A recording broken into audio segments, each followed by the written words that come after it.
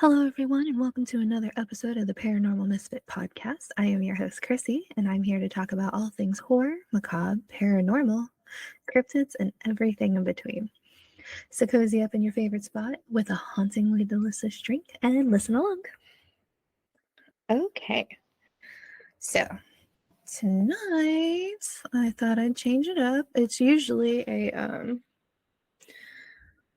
tonight would be an episode about a cryptid. I don't know if you really want to consider this a cryptid or not. I mean, I kind of Googled it and, they listed it as one, kind of like how they list Blair Witch. So it's kind of in between, right? Or like the Bell Witch, where is it a haunting? Is it cryptid based? Like, who knows? Okay, so anyways. So locals say this Virginia plantation is haunted by the 6 murdered Boy Scouts. So, not that that's a happy thing. Sorry. It's just really interesting. All right, so there's many Virginia-based urban legends about haunted places in Charlottesville.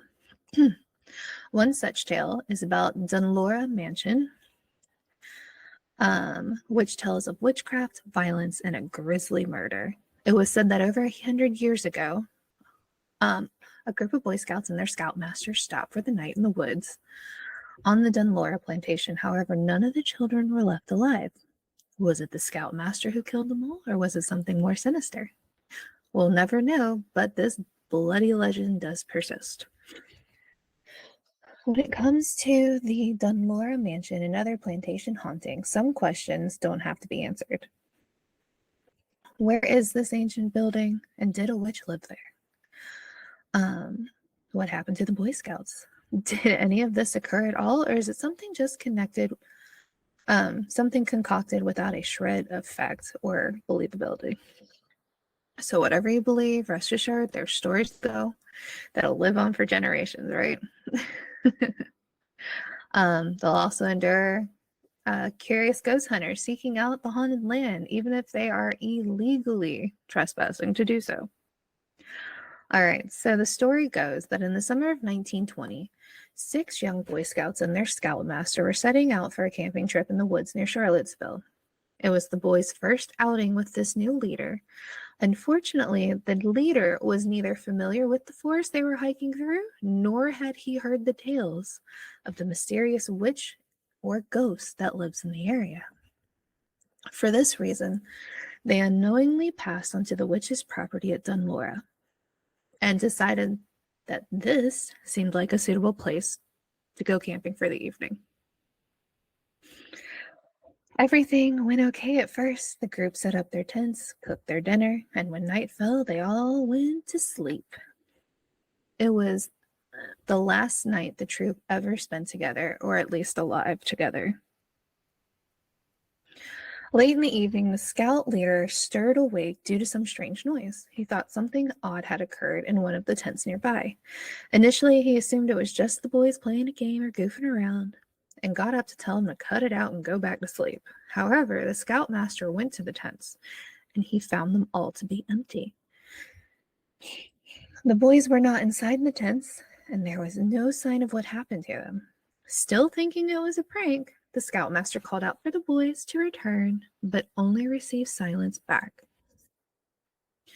Now he began to worry. He then ventured into the woods, screaming their names, searching for any signs of them. He found nothing, and he began to fear for their safety. Then, in the distance, he saw a single light flickering. With nothing left to do, the scoutmaster followed it, hoping he would find the boys there.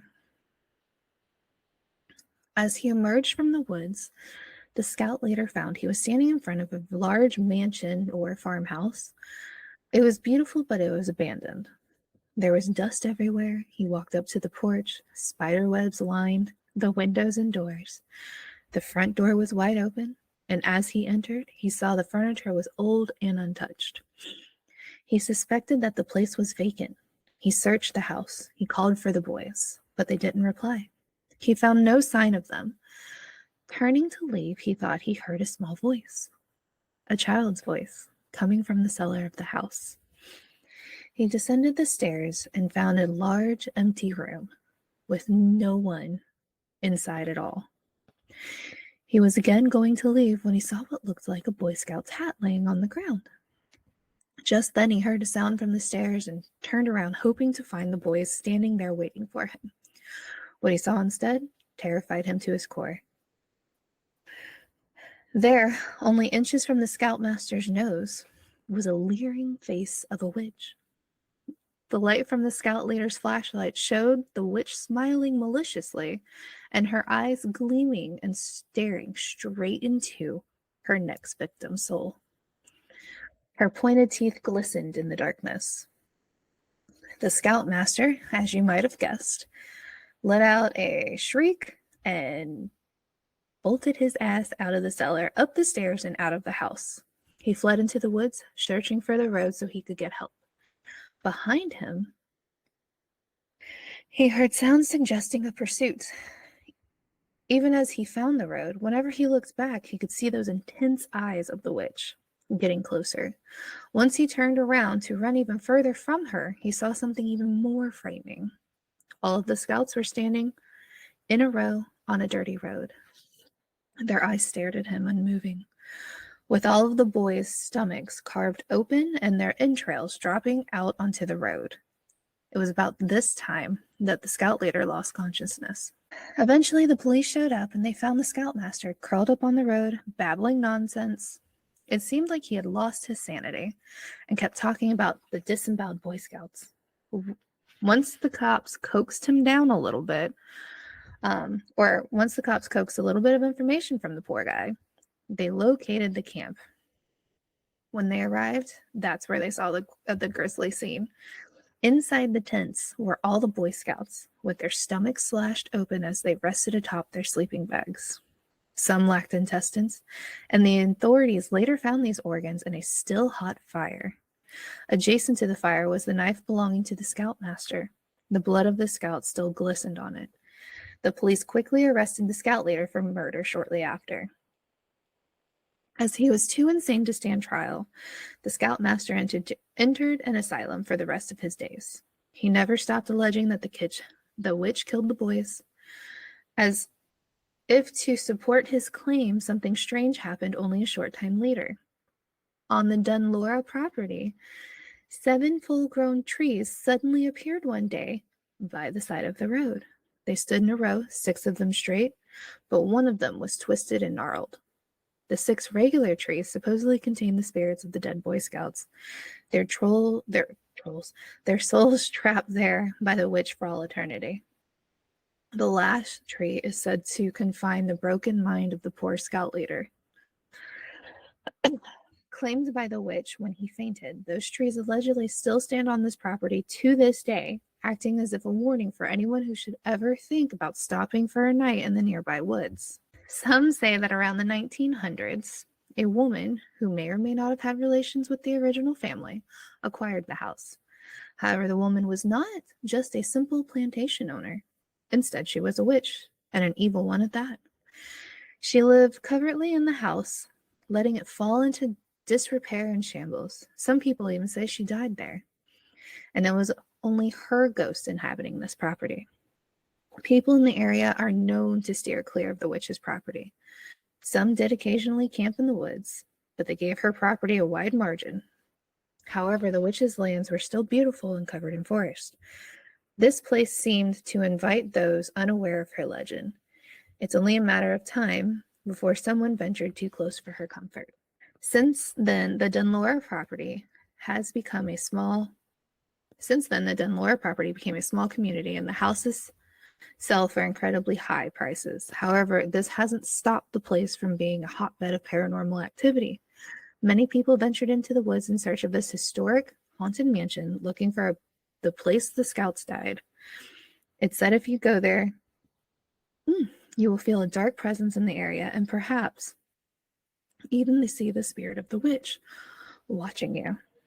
In one account, strange things happens with the trees and bizarre sounds surface.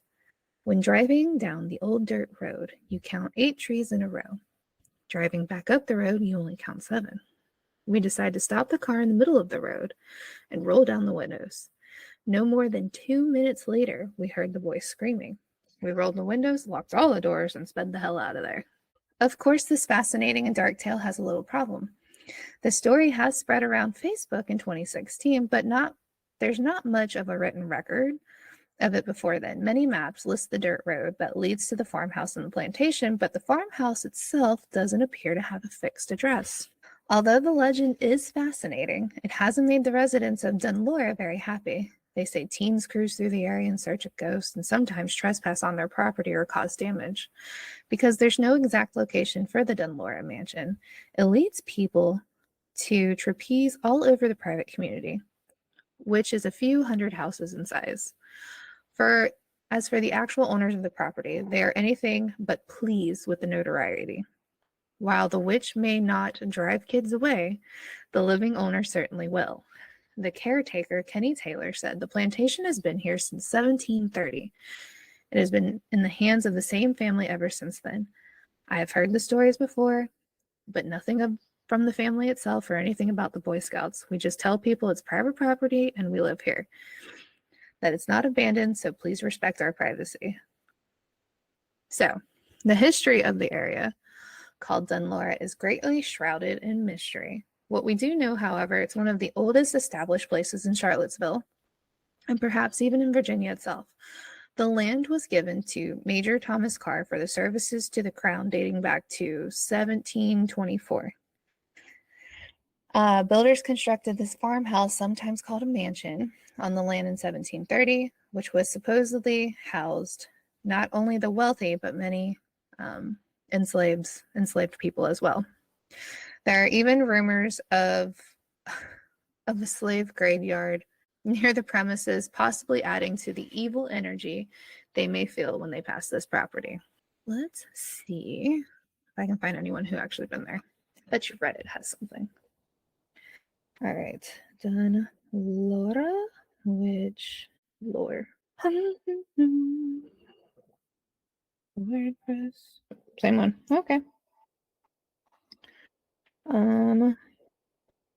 Oops, can't spell today. There's something on YouTube. I guess I should type in Reddit, huh? Maybe. Sightings. Let's see. Here we go. So there is someone who shared, I lived on the Dunlora plantation in the maid's house for a while. Some very strange things went down in that house. You could hear people walking upstairs, but there was no one there. Glass fell off the counter and broke. Misplaced? Sure, possible. But I set it down and I know I set it away from the edge. Had a motion sensor light in the stairway so you could see if you had to go to the bathroom or whatever in the middle of the night. That shit would go off and on all nights. It was really fun when you could hear footsteps to go with it. I don't know if that's my definition of fun. All right, there was a washer dryer down in the basement cellar. Just felt like you were being watched. I hate basements. I was in a basement when I visited my friend up in Omaha. No lie. I sprinted up the stairs after doing my laundry. Terrified of them.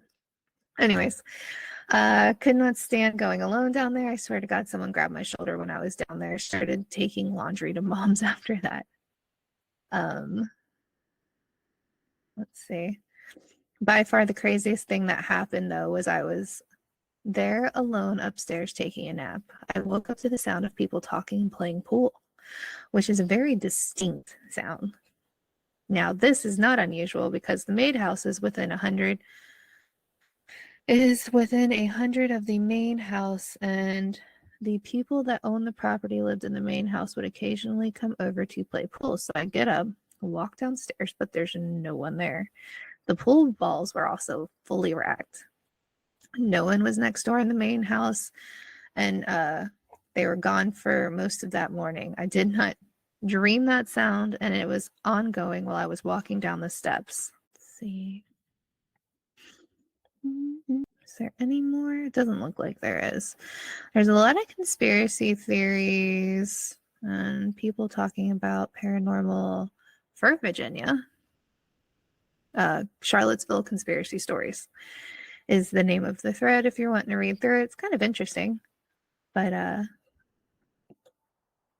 yeah, that is about it. So anyways, I know this is a shorter than usual episode, but I hope you enjoyed this. Have you ever heard of the Dunlora Witch? Or the Boy Scout murders in the 1920s and around the same area? Are you from Charlottesville? Can you give me some insight? Anyways, that's it for tonight's episode, guys. I hope you enjoyed it. I hope you enjoyed it and everything that was shared.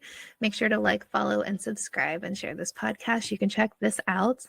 You can check this episode out and any other episodes out that have been published on Spotify, Apple Podcasts, and eventually YouTube. Like I said, I'm kicking that off hopefully at the beginning of next year.